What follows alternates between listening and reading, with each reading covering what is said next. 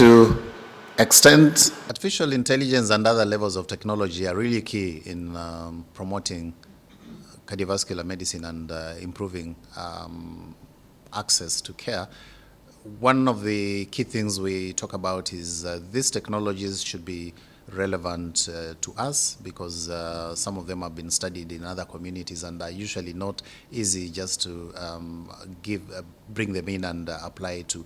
We need to be culturally sensitive, gender sensitive, age sensitive. So we usually have the honors to digest and see what kind of technologies and artificial intelligence mechanisms we can be able to apply. But and of course, one of the other issues is the digital health, not just to the populations but also to healthcare workforce, because adoption has really been a big challenge. Many clinicians are used to the old model of working out medical provision, and they need to inculcate these new technologies.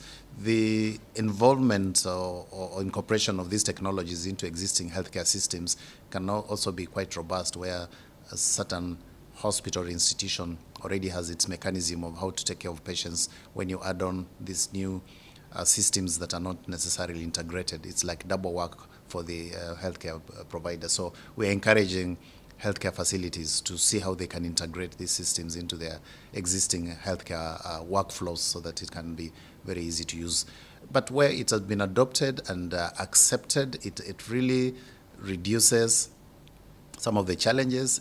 Access, for example, patients who live in remote areas can be able to be contacted on phone or on video or through various applications that have been designed and validated in our community. For example, management of hypertension, we've had various softwares that are now being used where patients can remotely be monitoring their blood pressure, feed it in an app, and a clinician sitting hundreds of kilometers away can actually monitor and see my patient is doing well, is well controlled or is not controlled, and just be able to give feedback to the patient.